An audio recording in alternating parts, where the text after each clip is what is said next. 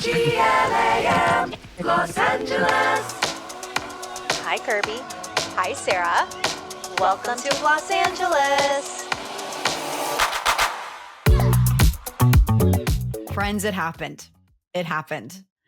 It'll have been a week since it happened, but I got to see our little pipsqueak diva, Sabrina Carpenter, in person. And was she even did smaller in real life? Underdeliver. Honestly, I was like, this is Polly Pocket, babes. This really is Polly motherfucking Pocket. She's so I think cute. It's too, because like her hair is so big and then the heels are so big. It's like she's even tinier of a person because of it. I love her. It's like if the Spice Girls had a baby with Dolly Parton. Mhm, that is her look. Those big, chunky, thigh-high boots. Yep. Yes. When I went, she had a new pair of boots that I learned from the fans around us because they were all freaking out when she came out at one point with this new pair of boots on. Wow. Because they were this powder blue color and then they had a little lock on them. And I was like, what is that? Because people were screaming at the top of their lungs when she came out in this outfit. Okay. So I was like, clearly something's happening here. And they were like, this is a pair of boots that have never before been seen on the concert, road or whatever. And it was on theme for Man's Best Friend. It was like a little dog tag that said Man's Best Friend hanging off of her boots. Yes. Ugh. Honestly, fandom is just at like new heights because of social media. It is just crazy what people know about their favorite artists. You have to now, as a pop star, have so many elements of your show that change so that people tune in on TikTok every night to be like, what's the Juno pose going to be? Yes. I mean, I think Sabrina does such a good job because there's, like you said, there's different elements to it and you know what to look out for. Yeah, she really caters to the millennials as well. I don't think she's a millennial. I think she's like probably by a few years. Right? How old is she? I think she's like actually true Gen Z. She is 10 years our junior, I believe. Maybe even younger. Another I think she's true. Ours. I know, another child of ours, birthed from our womb. But her whole show was called like the Short and Sweet Show. And so it was like a television show from the 70s, like as if Sonny and Cher or one of those variety shows came back. And so that was the theme of the whole thing. It was really, really cute. I was a little disturbed at how young of a fan base she had, because I got to give a shout out. I got the hookup of the century, Allison Statter, who has this amazing perfume, XOA. If you want a deliciously fruity perfume that does not smell like anything else out there, XOA. I love it. I wear it with my Prada Paradox. But the deodorant? I actually don't know. That's a good question. I don't think so. Okay. She's just she's dead. A woman of many talents. But Allison has a very musical family. Just look up Irving Azoff and you can thank her family for keeping Nate and Al's and the Apple Pan alive. Okay. Like she's like an institution in Los Angeles. So we have her to thank for some amazing food. But I was like randomly posting on Instagram, just like, anybody have a hookup at Sabrina Carpenter? She's like, just text me. Like, I'll get you there. And I'm thinking, okay, so cute. She's going to get me some, a pair of tickets. It's going to be nice. No, she put me in the friends and family section. I got the Delta experience. It's amazing. Like, it was a whole thing. However, there were so many industry people in my section with their children that I was like, I'm pretty sure the two girls next to us, they were wearing, had to be a size small Sabrina Carpenter tour shirt, but looked like a dress on them. And they were maybe 7 or 8 years old singing some of these lyrics, which granted, they don't know what Juno implicates. Right. They don't understand the move she's doing, the Juno position. It just looks like a dance move. It's not like sexual unless you know what she's talking about, and then you know. But they were singing motherfucker during Please, Please, Please. And the moms were filming it, like getting a big kick out of it. So it's like, I think that maybe was their one night to get to say the actual word. Yeah, I know. It's hard. Would you let Zoe say motherfucker at the Sabrina Carpenter concert? I probably would. I'd probably be like, this is, Like, it's one of those things where you're like, it's okay to say around me, but don't say it around your friends, sort of thing, you know? Right. Like, it's This safe. is the one special night. Safe to sing with me. We do not say this word. Yeah. I don't know. We'll see. Yes. I try my best to not curse in front of her, but obviously I do. So ask me in a year. I felt horrible at Wicked when she was sitting next to me because I was just like talking normally, which includes a lot of cursing. And I was like, oh my God. And Sarah's just like, it's fine. It's fine. Totally fine. Also, it's totally like fine. the which I don't want to give any spoilers, but at this point, I think most people have probably already seen Wicked for Good. Spoiler alert if you haven't seen it yet. Spoiler alert. The scene with Elphaba and Fiyero, the love scene, if you will, in a very PG way. But she just had no idea what was going on. And then she was like, where's his shirt? She's like, what happened to his shirt? I was like, oh, sometimes daddy doesn't sleep with his shirt on. Sometimes she'll be like, why are you? I mean, Matt, like, he would tell everyone, like, he doesn't sleep in, he like, wears his undies to bed. He doesn't wear pajamas, which I think is crazy because I'm like, I'm so cold. But so she'll be like, oh, okay. Yeah. Fiyero's like, he just doesn't wear a shirt to sleep. Yeah. And I'm like, yeah. That tracks. Yes. Totally. Yeah. Exactly. That tracks. That part of Wicked, though, like, I was actually wondering what she was thinking was going on because all the grown ass women in our theater I was like grabbing people. I was like, oh my God. Like, this gay man and this lesbian woman are giving us the hottest scene I've ever seen while singing an effing song. Taking his suspenders off, and we're like, he's taking the suspenders off, girls screaming. It was like the freaking Beatles or something. Like, I felt like I was at an NSYNC concert. I mean, people were screaming. And then when he's like singing behind her and like caressing her shoulder, oh my God, I was like, Jonathan what did a man Bailey do to deserve Jonathan Bailey? Men did not do shit to deserve Jonathan Bailey. I'm not saying that you can't yearn for a man, but the way that Jonathan Bailey yearns on screen for a woman is just so good and so believable that you're just like, take me now. No, what did men as a gender do to deserve Jonathan Bailey? I was like, this is not fair. And I will be completely honest with you guys. I did not watch season 2 of Bridgerton. I know. And you I need was fully to checked at out. some time. Now I feel like it's a moral obligation. If I'm going to lust over this man as hardcore as I have, I got to watch Bridgerton season 2.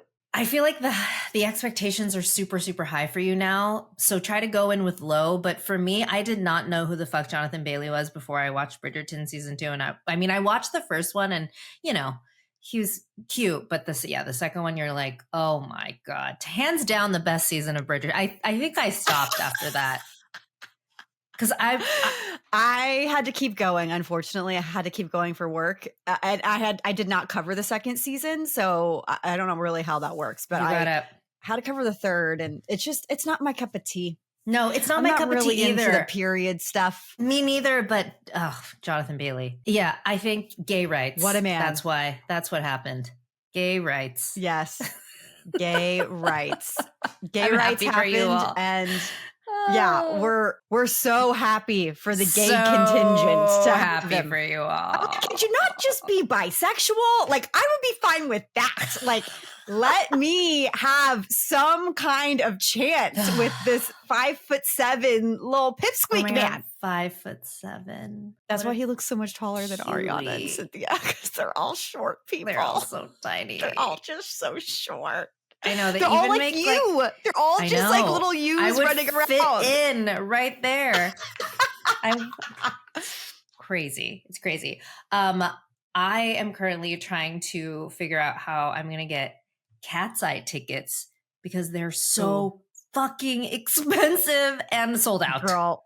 So I don't know what luck. I don't know who I have to pray to or sell my soul to. So check in with me. That's a hot ticket in town. When do they come? They come 12/12.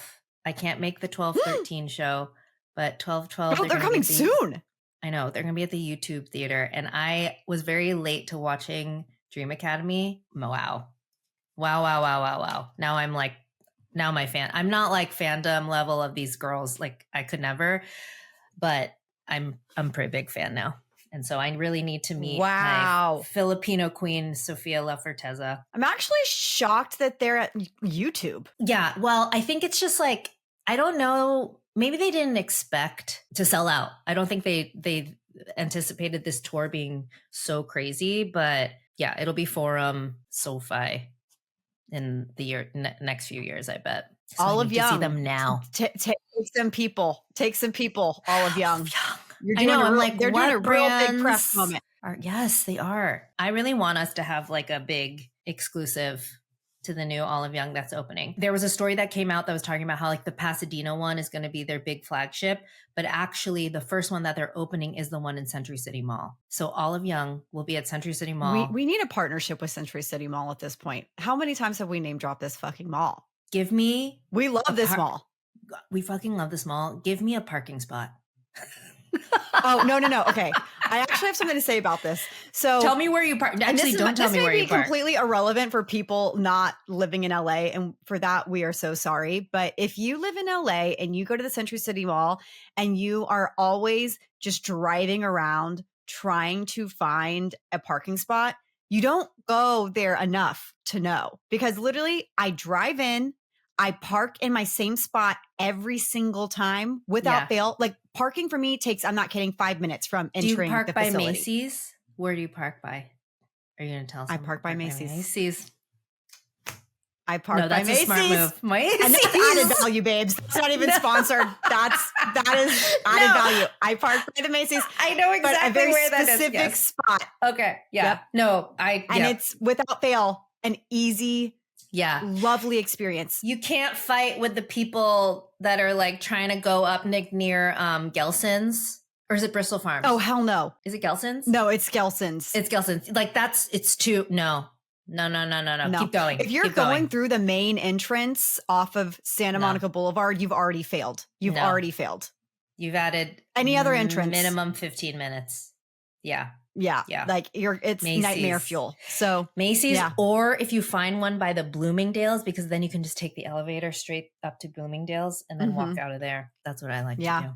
I saw Kelsey Grammer there the last time I was at Bloomingdale's. I was like, sir, okay, what you shopping for? Our Gen Z listeners have officially checked out of this conversation. We're filming this the Tuesday a week ahead of time. Normally we give it like 2 or 3 days and then we air this episode. But because of the Thanksgiving holiday, we were just like, we don't want to have to like turn around a podcast super quick, like by filming the day before. So also there's not going to be major news because everyone's just shopping and eating. Like the news is like so true. Black Friday sales, like Cyber Monday. That's it. Cyber Monday. That's it.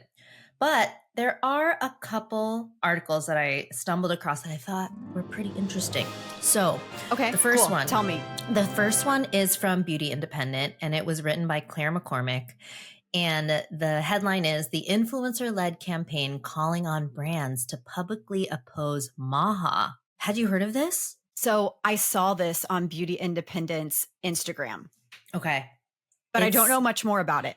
Yeah, so I didn't either, and I just think it's pretty bold of this influencer, and I had never heard of her before. So her name is Whitney Wagner Hartley. She goes by @HelloWhitney, and she creates lifestyle, beauty, wellness content. I think she's a mom. She has like 80,000 followers, and she launched a campaign called Marked Safe from MAHA, which is kind of LOL.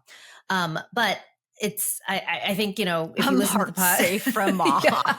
I think if you listen to the podcast, you know how we feel about this, where we stand. And so I think this is actually pretty awesome.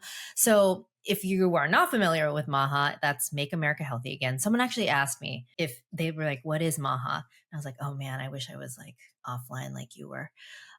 Same. But if you are online, then you know it is a movement tied to RFK Jr. And it's, you know, it frames itself as preventative health focused, but it's very much like anti-vax, anti-science.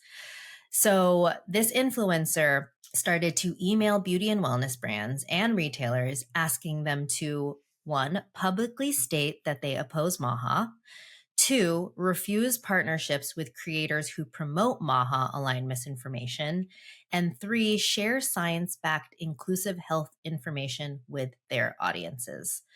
So she was able to get quite a few brands to sign on to this pledge. So Coco Kind, Parallel, Corpus Naturals, Bayo, I think is how that's pronounced, 14th Night, Cat Beauty, Moo, and The Great.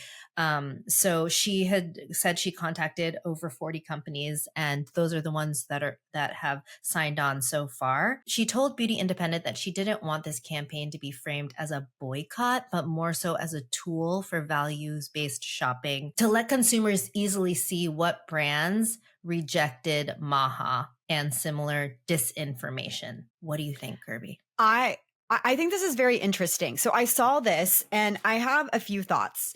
First being, anybody that says, well, why wouldn't you want America to be healthy? Like, don't you want everyone to be healthy, especially our children? Of course. But I mean, let's just go through some of the statements that RFK has made. He suggested peanut allergies stem from aluminum and pesticides in vaccines.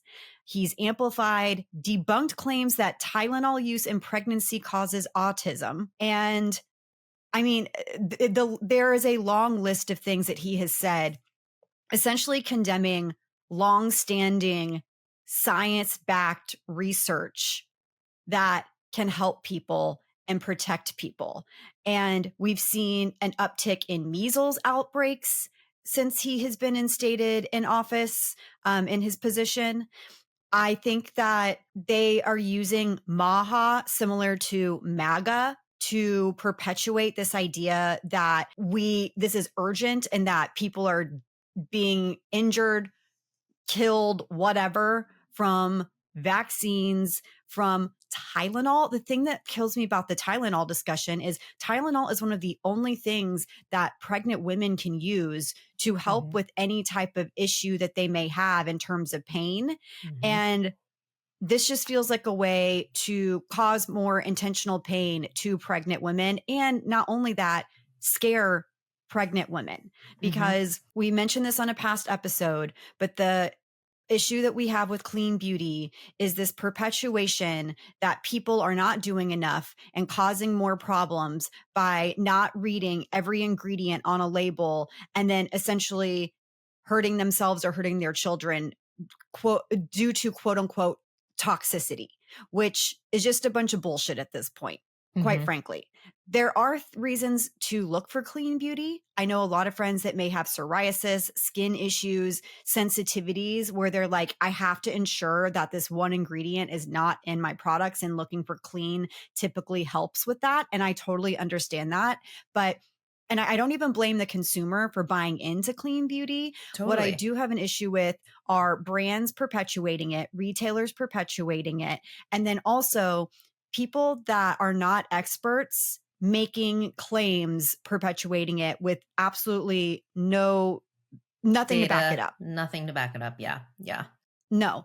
So when it comes to MAHA, like with this situation, granted, I agree with Whitney and I like this, but part of me in my head thinks complicated. I don't think brands are actually, obviously there are brands that are doing this, but I think if she's expecting huge brands with like major influence to sign on to this, they're not going to. We've already seen huge corporations in the world bend the knee to Donald Trump out of fear that they're going to be taxed to death, fined, lawsuits brought upon them.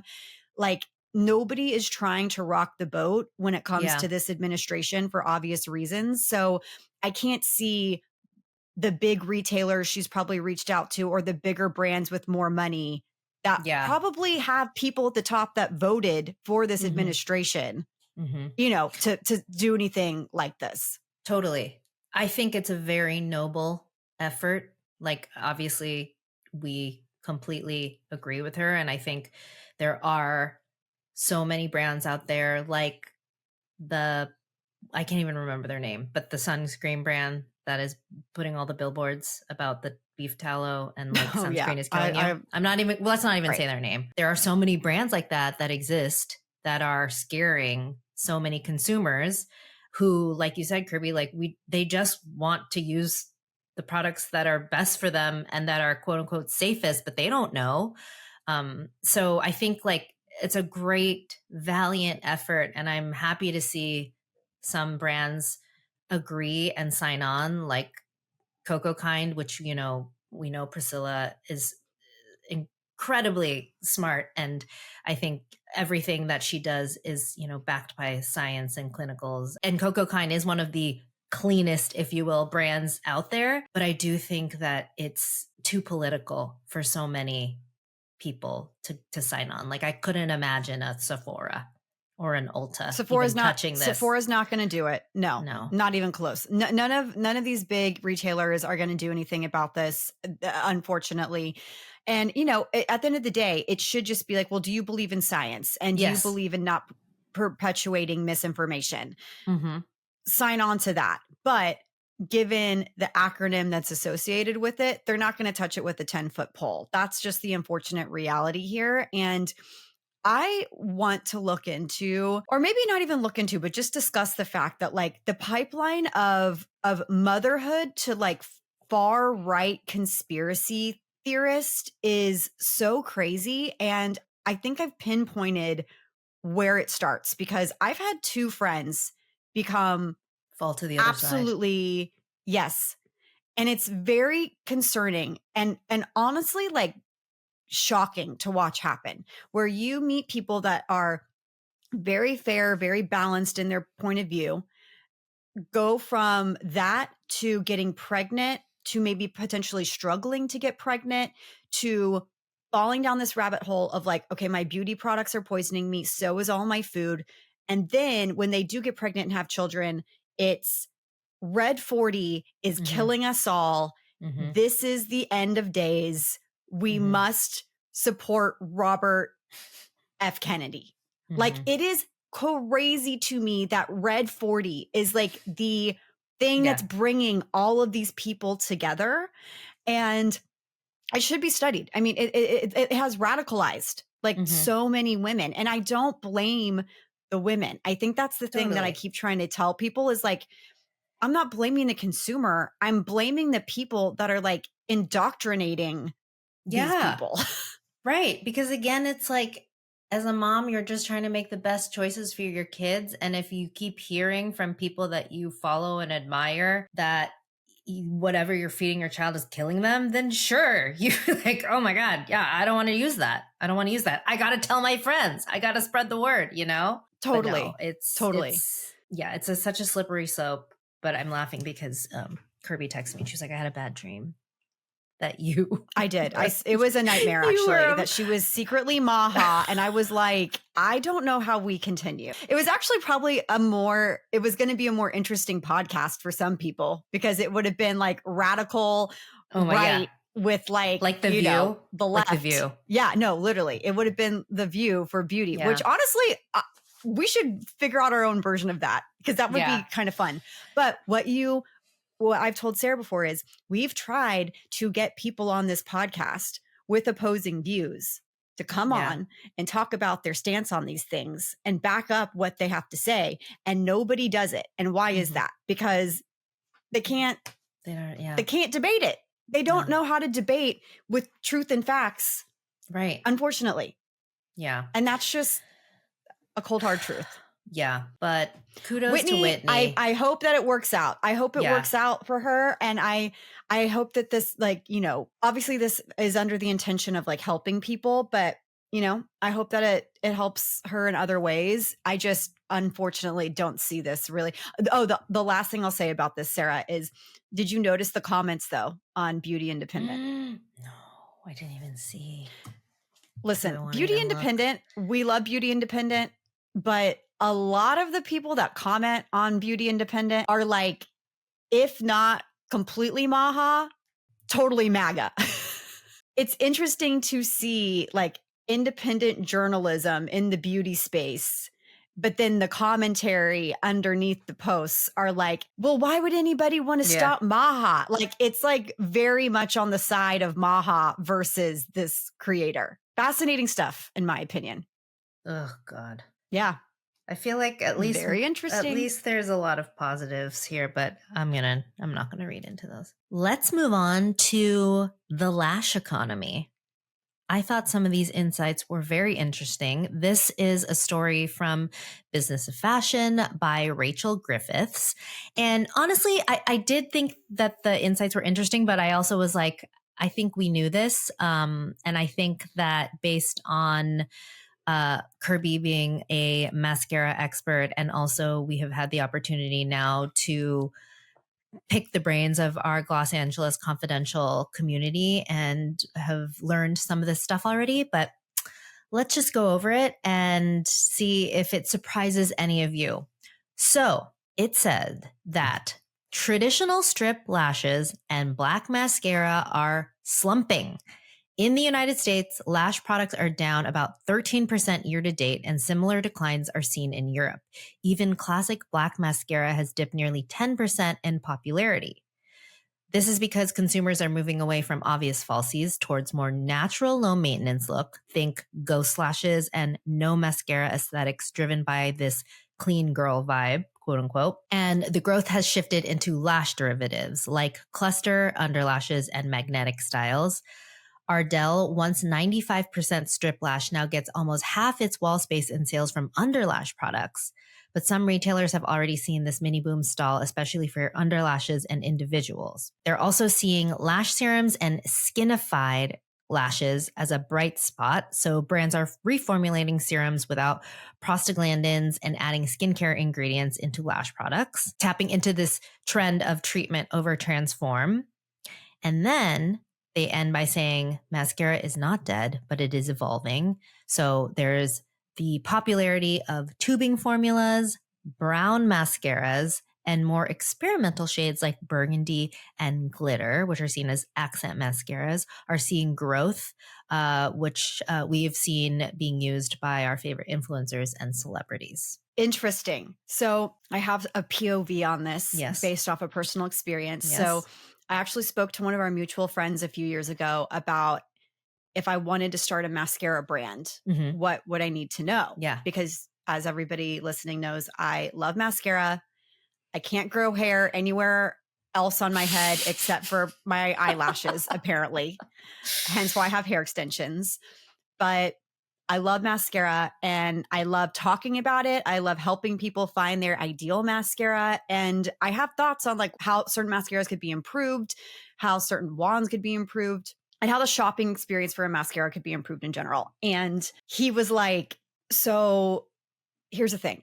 Converting somebody from their favorite mascara is so much harder than anything else up. Like it has to be truly like a new innovation for someone to even consider buying a new mascara, because you can get a cheap option at the drugstore or at your local Target or Walmart for, I guess now like $12. So like, why would you give that up if you already know and love it? Yeah. And there are certain elements of a mascara that people are trying to solve, such as like no transfer, non-irritating, stuff like that, which I think is why we're seeing the rise in tubing mascaras specifically now. I've wondered many times, like, what's going to happen to the mascara world? Because it's really hard to launch a mascara and truly make it a big splash. I think Dibs did an amazing job with their double standard mascara, which we seeded to our listeners and they freaking loved it. And their feedback for the most part was sell the brown mascara primer by itself.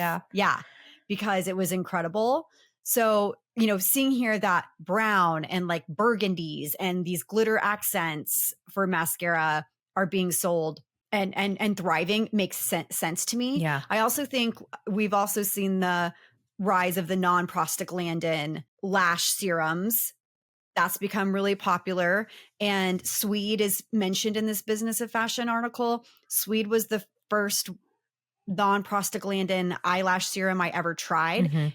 It worked for me, made my lashes even longer, and I loved it. And the founder, Gabriella, is fabulous. If you have not tried Swede, we've talked about it on this podcast. They make incredible products. Like their mascara actually is really, really great. They have 2 options. So in your opinion, in your dream world, like what do you think the innovation needs to be for mascara like in order for everyone to change the formula that they're currently using? Like for you, like what would blow your socks off? I mean, I understand when mascaras are made, they're made, it's every component of it, right? Mhm. It's The brush, the formula. wand. Mhm. It's the wand. It's the wiper. The wiper is Yeah. so important because it essentially tells you whether or not you're going to be able to have a ton of product on your wand or it's going to remove as much product as possible and give you a different type of lash style. So I get that. But in my head, I feel like the consumer wants something where they can go in and essentially buy the formula and the wand separately. Ooh. And because when you buy like a pack, it's like, Maybelline, Yeah. like colossal mascara. It comes with the little top on the actual formula. Yeah. And then the wand is outside of it. So you can see what it looks like Yeah. when it's like in the paper packaging with the plastic. It's like, should we be able to go in to a Target one day and just grab this curling, lengthening formula with the type of wand we want and kind of mix and match ourselves? Yeah, that's so smart. Do you know anyone that does that with their current mascaras? Like that they have a favorite wand, but they have a favorite formula and they mix? Oh, I do this. Oh, you do it. Okay. I do this. Not with Giga Black Lash because that is literally the most perfect mascara to ever exist. Just saying. But, if I really like a formula and how it looks on my eyes, but I don't think the wand is getting as close as I need it to my lash line, I will like wash a mascara wand, which don't do as I do because I'm sure this is some kind of contamination nightmare for most people. Okay. But like I do, But I this is mean, what I do for a living. it's like similar to if you're using makeup brushes with literally any other makeup product. Yes, I do. The thing that's weird is I use my Cinema Secrets to clean them in between, but I'll dip it in the mascara formula I want with a little skinny mascara wand to try to get to the base of the lashes. You know what I mean? And granted, it's not a perfect fix because the wiper may not grip the actual wand as well.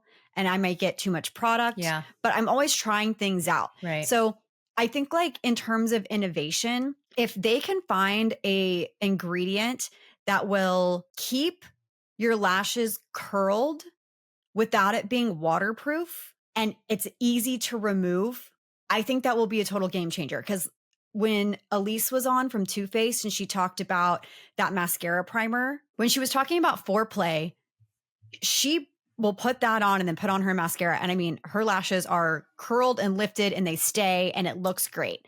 And I know there are some other similar products like that on the market, but it's sticky and it's kind of hard to remove. Yeah. Like you have to, with your really delicate eye area and lashes, you don't want it to be difficult to remove. So I think that if we can find an innovation in that way, because tubing right now, I think it's just like everybody wants tubing. Yeah. It helps to keep it from transferring. It's easy to wash off. Like people freaking love it.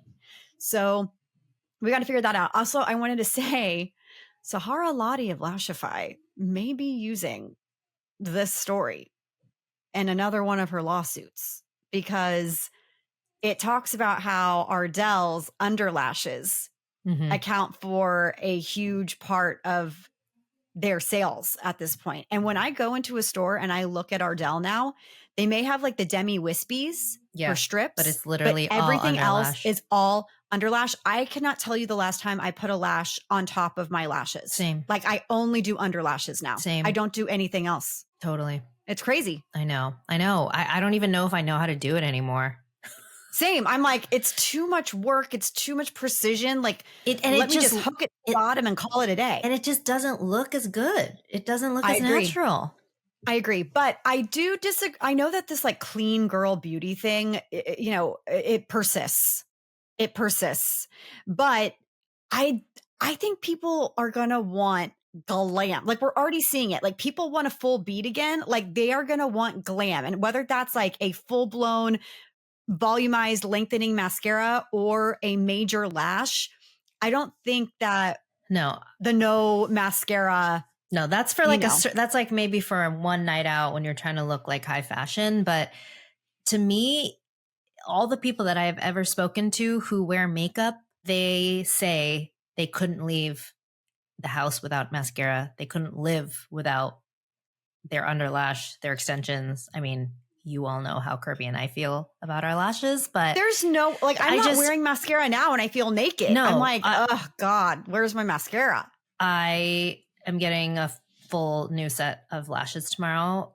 So I've been trying to like keep these for as long as I can, but I got my hair extensions out and I have like 5 lashes left. I'm like, I feel like a naked mole rat. I cannot wait to get my lashes. I don't think, like maybe the preferences are changing, colors and things like that, but it's like lipstick. I don't think that people are ever going to say that they don't want to wear mascara. And it's all cyclical, like just like a Bravo show. You may think someone is fucking insane on Bravo and they need to be burned at the stake. And then the next season you're rooting for them. Like that's what's going to happen with mascara. Yep. I've been loving browns though. Yeah. The brown mascaras I love. And I'm loving the brown eyeliners as well. Right. Like, well, I was going to say, like, I have only worn brown eyeliner for the last 4 years, but I still have my black eyeliners. I'm not going to throw them away. Same. And I'm not going to not use eyeliner. Totally. I don't know. It's very interesting though. And I was, the stat about Ardell's underlashes, we're kind of like, whoa, that's crazy. That is crazy. I know. I think we need to do a social post asking people their favorite mascara.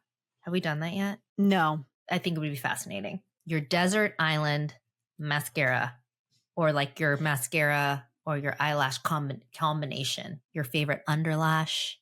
And other people do that too. It's like they have a favorite lash, but then they have a different glue that they don't use. Mine is the Kiss glue for the underlash. Yeah. It's the best one. The black one, it's the best. Yeah. It is the best. I like the Lashify one, but I also really like the Ardell lashes. So sorry, don't sue me. Don't sue me, please. Don't come after the consumers, Sahara. Oh my God, I'm scared. Okay. Well, that's a wrap on today's episode. Let us know what you think about this, the eyelash economy.